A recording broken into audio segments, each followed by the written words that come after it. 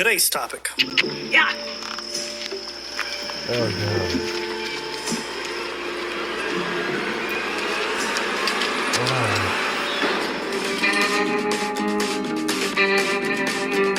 God. Today we're out here having a pony play competition where people compete in events and classes just the same as real horses do.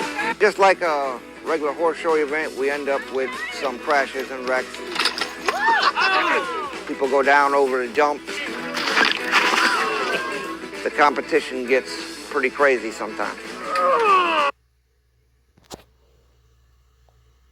Any thoughts? Well, it's just a kink. Essentially, that's a kink. It's none of my business what they do. They're grown folks and they're consenting adults. It's none of my business. Try in public, though? What's really? up? I just wish I could be a horse watching them. I wish I could get in the mind of a horse and just watch these people and be like, these fucking goobers, not only do they ride us, but then they ride our image into the ground. Could you imagine like trying to like play and imagine yourself as a horse and having a small penis? Do you know what I mean? Like, if you've ever seen horse cock, it's ginormous. So it would just be kind of funny.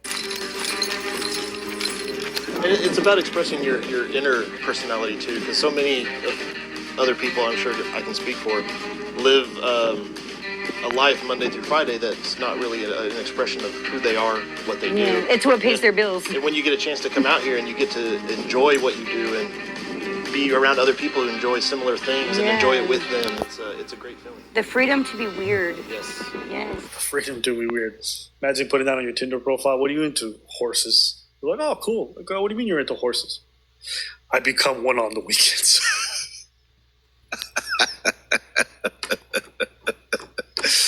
I think this is just what happens in a first world country. You know, when all your basic needs are taken care of and you're bored, all of a sudden you start looking at a horse and you're just like, maybe their existence is more interesting. You know what I mean? Yep. It's like when you live in a third world country, you're struggling every day. You're not like, yatta, right? Like that's a first world kind of reaction to things, right? You know what I mean? When you're struggling every day, yatta is not part of your vocabulary the same way. When you're struggling every day, you ride horses. You don't go, so it's just one of those things. But this channel is interesting. It's a pony. Oh, God. That will always be my favorite part. All of our outfits that we make are based off of bio-horse equipment or made out of bio-horse equipment that's been rearranged to fit humans and can get very costly. People are very proud of their outfits. You know, the funny thing is that people who do this kind of stuff are some of the kindest and nicest people. Yeah, there's a bad eye on kink, like it's weird and not normal and people are psychotic and shit like that. But it's not the case. Kinks are, there's a lot. It's just we don't talk about it. But there's a lot more people that have kinks than you think. That's why I'm saying that it's normal. It's part of the sexual world. That's all I'm saying. You know, yeah. when we talk about normal, a lot of people have certain degrees of a kink. Not to that extent, but kinks is a normal thing.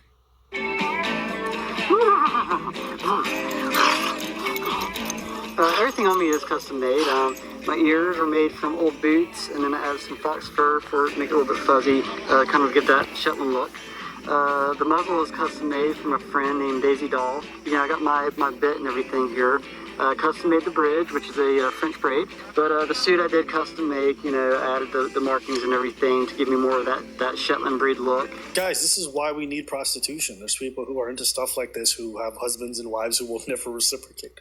Sometimes you got to find people who want to be into what you're into.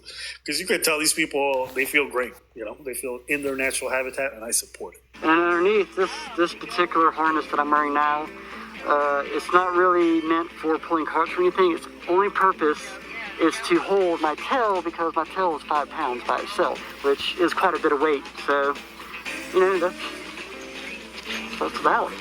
I love you. You're my favorite choice. The tack, as the pony equipment is called, is a very essential part for most ponies. But it's also very important to adopting that role and being able to change from the human aspect to the pony aspect in a headspace kind of way, like really get into character. Right.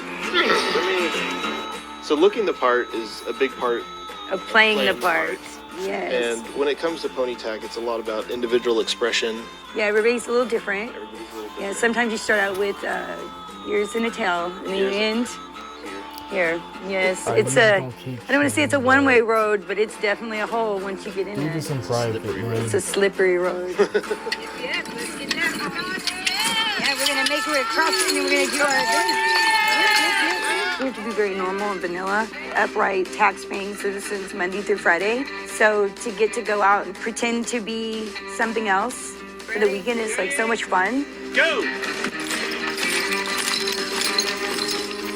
What do you think it's like for them when they go back to work on Monday and everyone knows what they do on the weekend? Well, they keep it. Most people, they're gonna keep it on the low. They're not gonna go and about and tell everybody because of how they're gonna look. So they just go back to normal and stuff like that. You know what I mean? It's like whenever I used to dance battle, I didn't necessarily tell every place I go tell my coworkers because they wouldn't get it, and I'd get some dumb questions and. I don't want to have to. I'm at work taking calls. I don't want necessarily to have to explain myself on what I did on the weekend and having to explain like that. Oh, so you battle people? So what? There's violence? Shut up, Diane. So what? You guys battle and you have different crews? Yeah. So is that gang related? Shut the fuck up, Suzanne. Like you don't want to answer dumbass questions. You know, it ain't that deep. So it's not that much of a problem. So they most of the time keep it to themselves, just not to have to face and to explain themselves while they're at work answering calls. You know what I mean? Yeah, 100%. I get what you're saying. If I found out somebody was into this pony stuff at work, I'd be like, okay, and I would go about. What I know it would be gossip in a lot of places. In fact, I think you wouldn't even be able to keep a job in certain places if you were. No, like, and especially if you're not hurting anybody. It's And- all but consensual people and stuff like that, and they're doing their thing. That doesn't. It's none of our business. So imagine you losing your job for shit like that. He's a maniac. He's this and he's that. Which to be fair, though, if I'm hiring a lawyer and he's like, "I'll fight for you, I'll catch you," and then I see him on the weekend, he's getting muzzled and dragged around a course, I might be like, I don't think this is the motherfucker that I want fighting for my company. Free me, nigga? Yeah. Do whatever the fuck you want on the weekend. What if the prosecution shows up to court with a horsewhip? Oh God, no. What does that have to do with anything? What if there's a whoosh and all of a sudden your lawyer went from Your Honor to what if there's an instinctual? It's not a trigger. It's not how it works. And know. that's the kind of dumb questions that they don't want to face at work. Hey, I'm just saying. So if I go, are you gonna get hard? That's the kind of dumb questions they don't want to hear at work, so they don't talk about it. Hey, listen. I'm just saying. Imagine you go to work and then Suzanne from accounting is like, ABBA, I've seen a good dance movie. It was really dope, Magic Mike. And you're like, that's not what I do. That's not what I do, Suzanne. Shut up. Okay, yeah, but you dance, right? I saw Magic Mike. That's dope. And you're like, ugh. I wonder if white people ever feel some type of when they just see these kind of videos and it's always white folks who do these weird kinks. I can assure you that it's not just white folks. Ooh, go on, tell us more. Like I said, like on the French side, I have a sexual podcast, so a podcast on sex, right? So we visit these different things, and we visited this. Not too long ago, I was in a dungeon filming a podcast, an episode, and the person was explaining us what was in the dungeon. You know what I mean? What was happening in the dungeon. And we're not talking about 50 Shades of Grey. That's fake. That's not real BDSM. So we had a real mistress, and she was explaining us what was going on. Let me ask you a question. When you were in that dungeon, as a black man, Yep. That's the first thing I said. I'm not, you're not going to attach me. You're not going to whip me. you didn't feel like your ancestors, we didn't do anything, but like, we didn't try anything or anything like that. But I'm like, I had the reflection. I'm like, yo, there is no way that you're putting handcuffs on me. But I got PTSD. I got PTSD from that shit. But there is no way that you're whipping me. Fewer, but there still is. But my connotation with whipping is different than other people that didn't live to. What do you think is the correlation between black men who love handcuffs and the odds of their girlfriends being white? Do you think there's like a strong correlation between those two things? For every... No way. There's a rock on. Sell something and make room for something new. eBay it forward. I don't know, and I don't think so. I don't know, and I don't think so. But me, we wouldn't. No, I don't know. I'm just saying, if I'm gonna have a slave master fantasy, I probably would need a white girl there. I've heard about it. Yeah. I've definitely heard about it. Because People doing that we- race that play have with a discussion- black girl, it feels different. You know what I'm saying? Yeah, people that I have that I received in my podcast and stuff like that. Off the air, we talk about different shit, and then it happens. So that's why I'm not irked by any kinks. I'm not like we spoke about that. I've had that podcast for like a little while now, so that's why like I know this kink. I know what that is. I'm not irked by it. I understand what it is. I've seen it and I've got it. I had people explaining it to me, and what we see in the media as BDSM is, of course, it's not what it is. It's not the reality of what it is. You know what this is to me? It's not something that irks me. It's like going to the circus and watching the person do, the whole bending. I'm like, this is weird. It's gross. And it's okay. It doesn't have to, like, when I watch a girl bend her leg behind her back and start walking like a thing out of the movie It, and she's like, oh. When I see that, I'm like, ooh. It's the same thing with this, right? That's all it is. So when I see the girl with the leg behind her head, I'm like, oh.